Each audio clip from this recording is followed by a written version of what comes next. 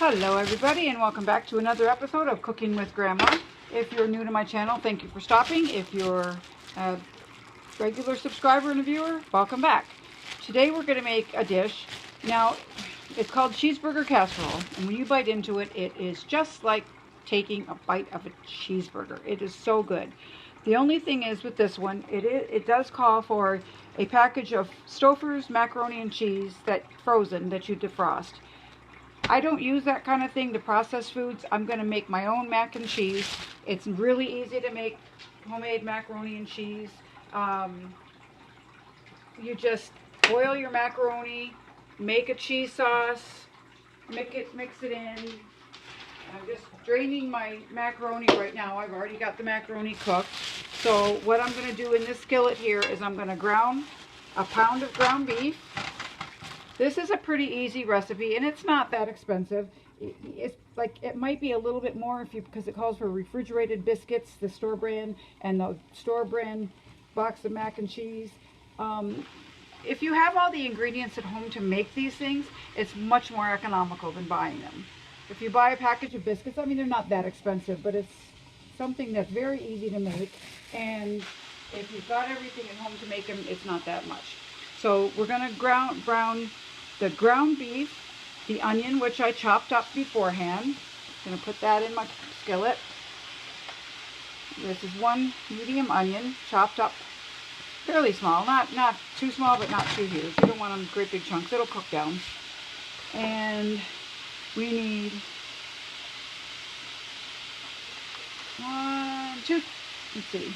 half a teaspoon of garlic powder. I'm just going to open the packet, this brand new package of it.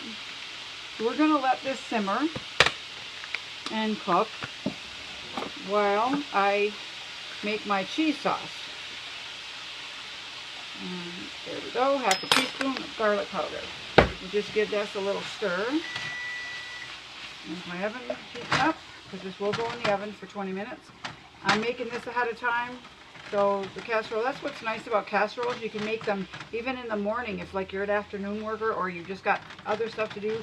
Make them and then just stick it in the fridge. This freezes really well. I've made it before and then put it in the freezer for another day. So we're just going to give that a stir. Let that cook for a little bit. In the meantime, I'm going to make my cheese sauce. I don't know if I've ever showed this or not. I'm not positive. But fancy terms for it is bechamel. That's the fancy chef's term for it.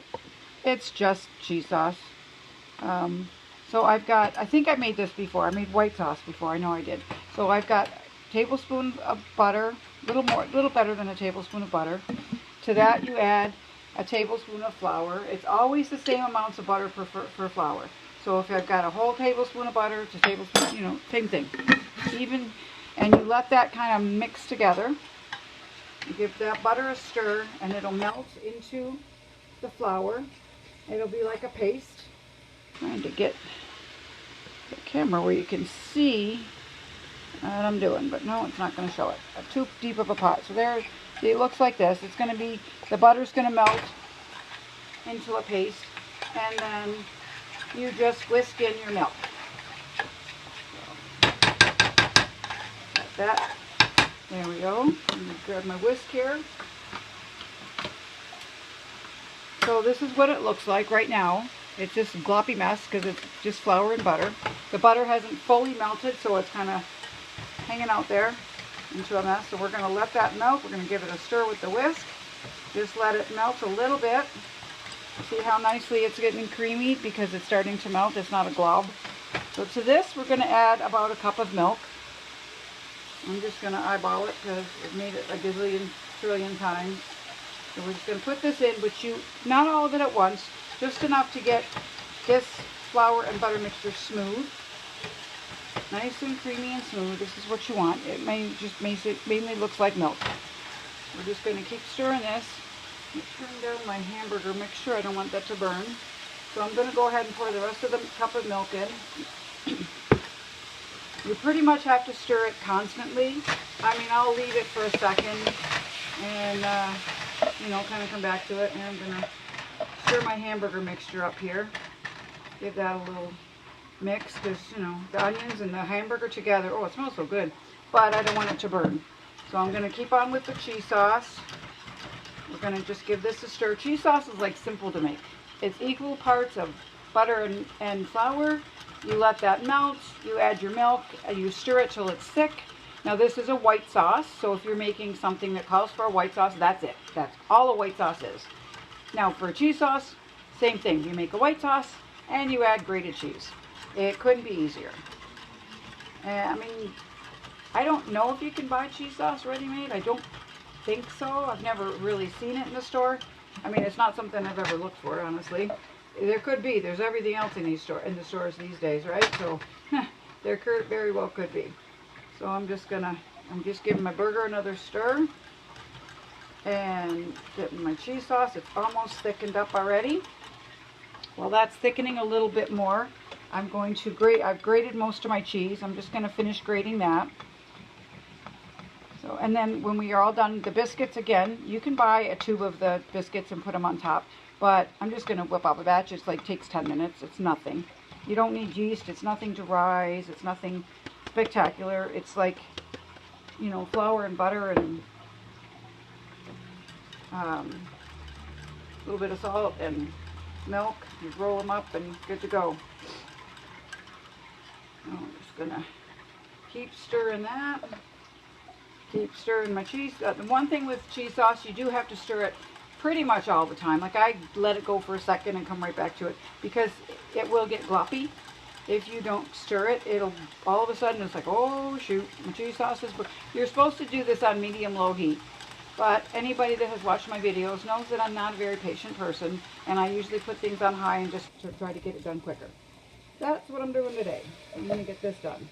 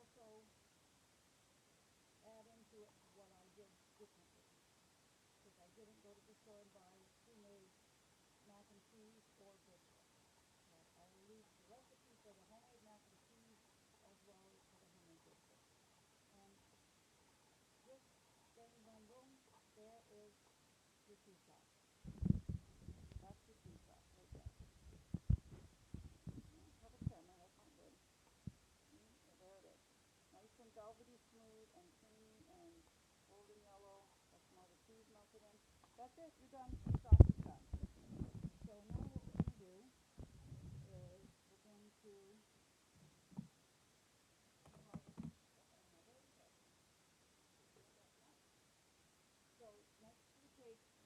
ground beef mixture with the onions and the garlic powder,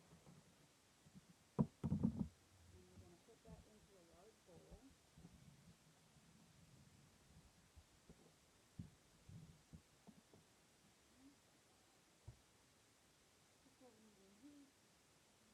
Now combine the fully cooked beef mixture, ketchup, mustard, and relish in a medium bowl. So you're adding the condiments just like you would if it was a pizza. If you want ketchup, mustard, and relish on your hamburger.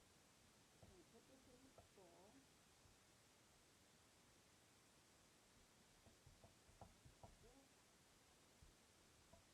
And this is a lean ground beef, so there wasn't very much extra fat.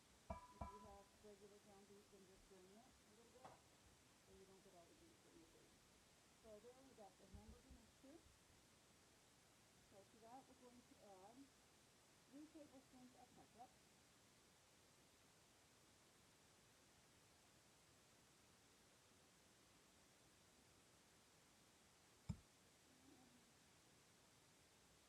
And when you take a bite of this, you're going to throw your big piece of potato.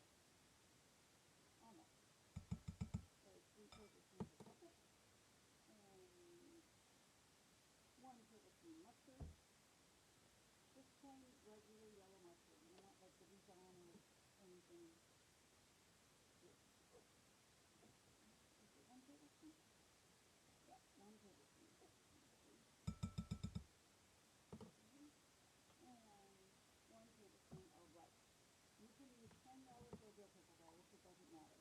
I'm using the plain potatoes that I have on hand.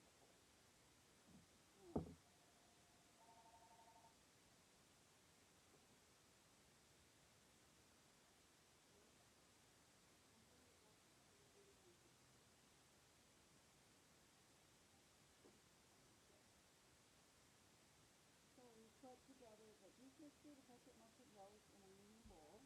We give that a stir.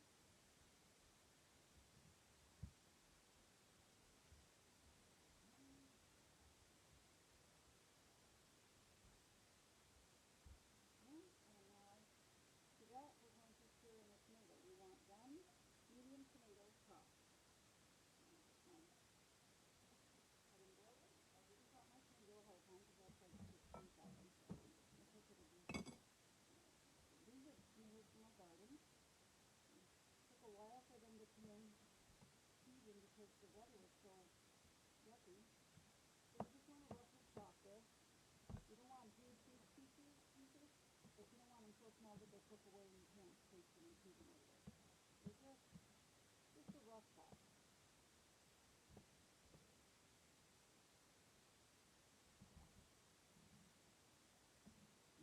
Slices and trimmings and chop them, so kind of like a dice.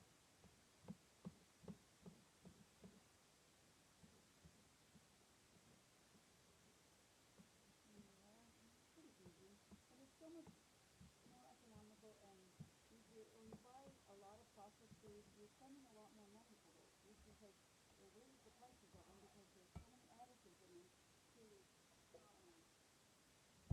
there's so many additives in these to reduce the life, the shelf life. They have to stay in shelf for 3, 4, 6 months, a year, doesn't matter sometimes, depending on what the product is.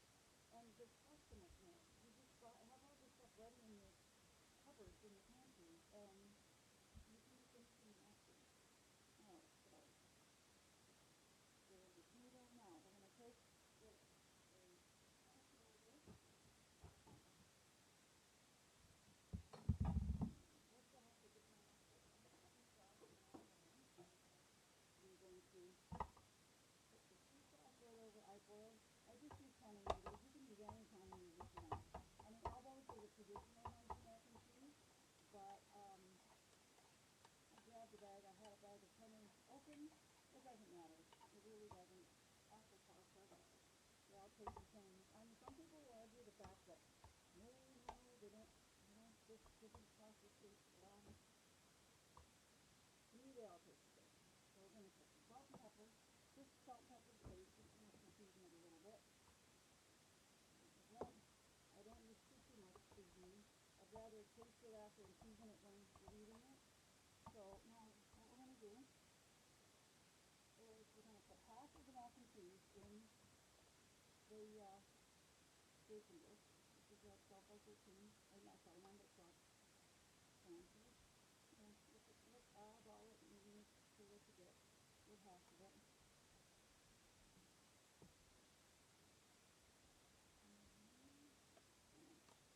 So this isn't really that bad. I mean, it takes like, 7, 8 minutes for the noodles to cook, and then another 5 minutes or so to make the cheese sauce. And while your cheese sauce is making, you got, see, I have the brown, the hamburger browning. So you kind of do it in phases, so it's all done together.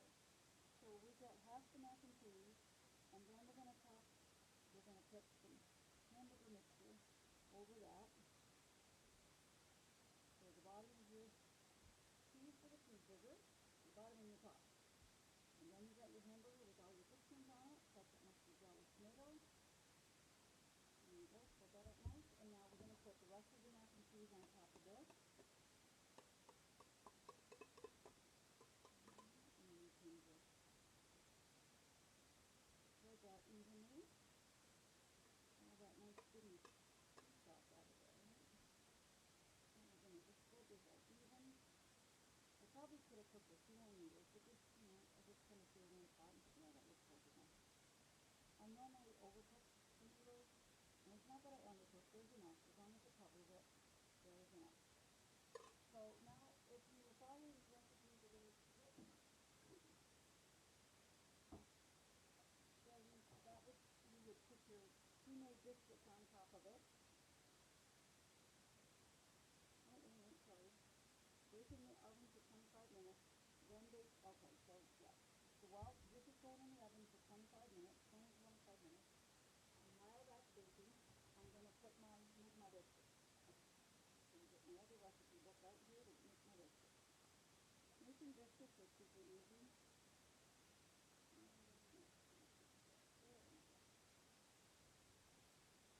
And you just have to find the recipe because I didn't get it out ahead of time. Oh, there we go. Biscuits 129. I didn't get my book out ahead of time. That was my mistake. Okay, so for the biscuits, we need another bowl. This is very easy to make. There's not a lot of ingredients. There's not a lot of steps. It's not hard. It's almost foolproof. You can mess it up, but it's really hard to do.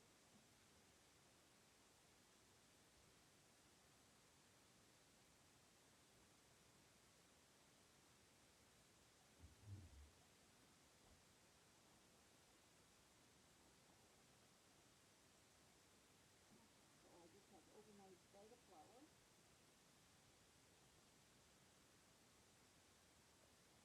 And you need 3 cups of flour. Thing is, this is going to cook a little bit quicker. It calls for 20 minutes.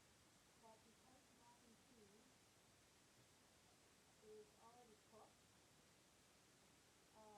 it's not going to take as long because you needed to cook it that long because it was thawed but not really cooked through. So you needed that extra time to cook it. So it's going to be a lot quicker. So now we put line flour, baking powder, and that's going to have to rise. So we need 1 tablespoon of baking powder.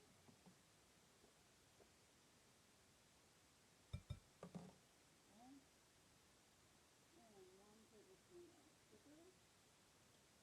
Never understood why they put sugar in biscuits yet, but as you see the biscuit recipe we've ever done, it's always sugar. So, and a teaspoon of salt. Mix those in.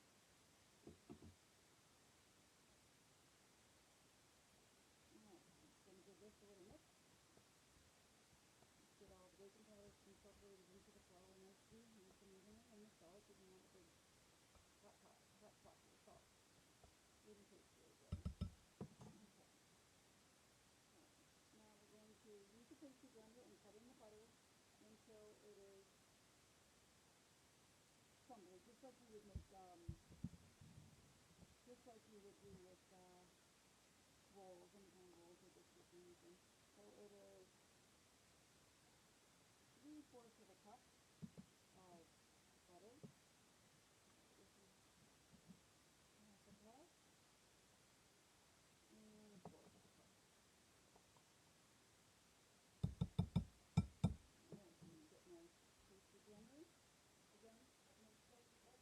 It's really easy. 2 knives just tossing back and forth works, but I do have a pastry blender, so I'm going to go ahead and use that. It is quick. Just kind of keep going back and forth like this. Turning the bowl, knocking everything off of it every so often. When you're using the margarine in the tub, it's softer, so it's easier for you. Some recipes say that if you use that to add a little more butter. I did once and it came out really kind of wet, and I ended up having more flour, and that was, in the long run, they were kind of dry. They weren't very good biscuits, so I'm just sticking to the recipe there. So you mix it like that so it's all nice and coarse. And there you go. That is it. That's what it looks like. All nice and coarse. So now to that,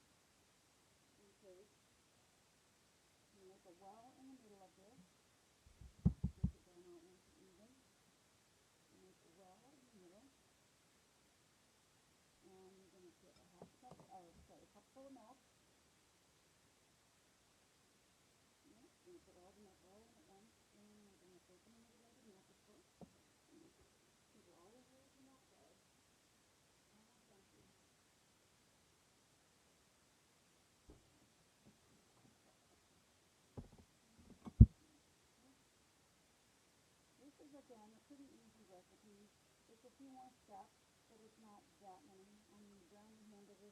If you're not making your own homemade mac and cheese, then that's a step you skip, obviously.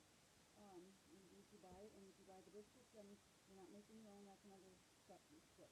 So it is a little more time consuming making it more homemade than it would be if you bought things, but in the long run it's better. So you make it well, and then use the fork and stir it just until it's mixed together. You don't want to over stir it. It's just like a cupcake batter. If you over mix it, oh sorry, not cupcake, muffins. If you over mix them, you're going to have dense muffins and you'll have air holes, air pockets in them. And you cut in, break open a muffin right into it, you're going to have a big air hole. So you just do it just like this until it's all incorporated. Move all my stuff out of the way here. And we have to put this on the counter and roll it out.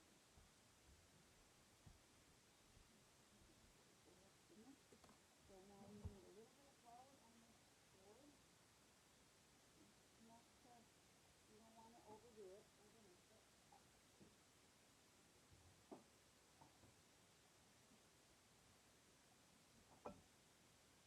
That hold here. Now you put it here. You're going to work it a little bit more because it didn't get all the way mixed up. So you're going to go ahead and put it on the board and move it a little bit. Get it worked in there. Make sure all that flour is mixed in with the butter.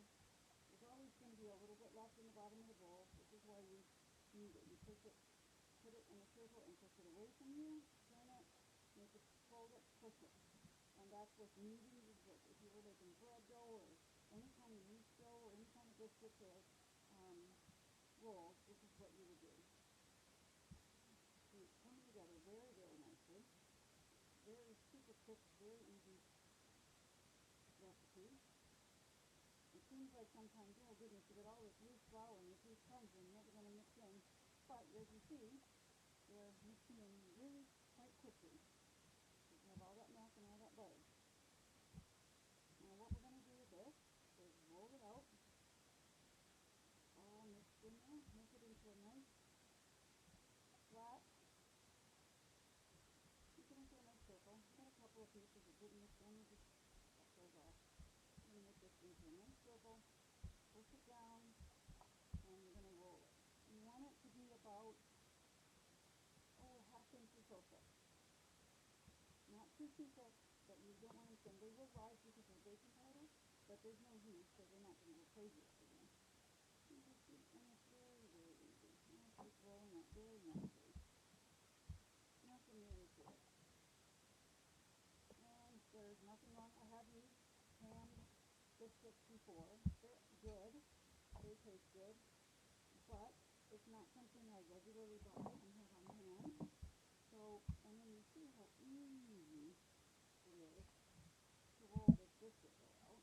And to make biscuits, I mean, it's like flour, butter, salt, and milk. 4 ingredients. And no chemicals, no additives. I mean, I'm not really crazy cuckoo like, no, don't eat that, it's got this in it, and don't eat that because it's got this in it. But when you make it homemade, you know exactly what is in it. If you have people with restricted diet, so they can't have certain sugars or certain chemicals or whatever, you know exactly what's in your recipe because you're making them yourself. If you were to put this in the fridge or whatever, it wouldn't last as long as the store-bought, but it's okay because it's convenient and tastes better. So now what you do is you take your glass, just a regular drinking glass, it's about this big, just scooping, I dipped it in my flour, and you twist it down and twist. And you want to make as many as you can, because we're going to cover the top of our casserole with the biscuits, and we're going to put it back in the oven.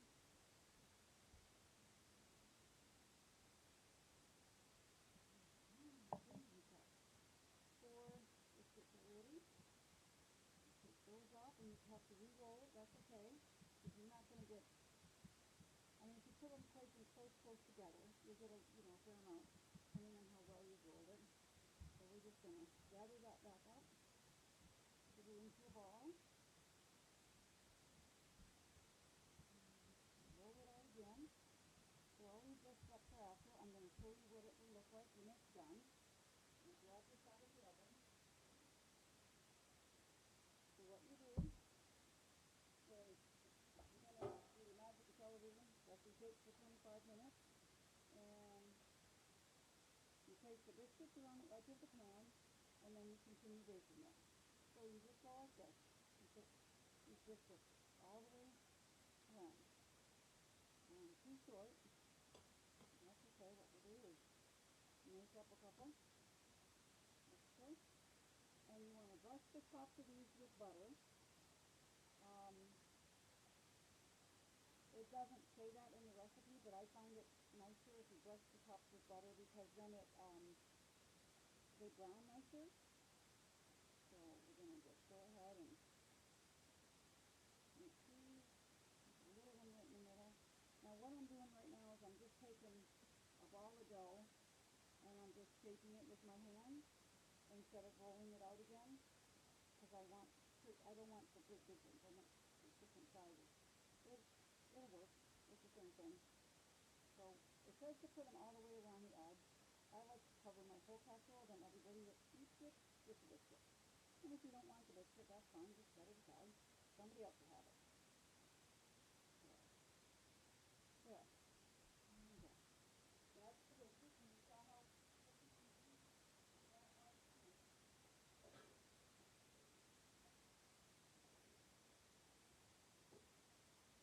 I get my pastry cup.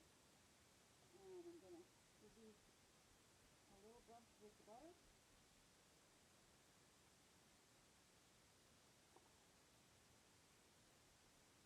And these go in the oven just until the biscuits are done and done. It's about 10-15 minutes. So that's all there is to it. That's it. Put it back in the oven and let it cook. And that is what we have tonight.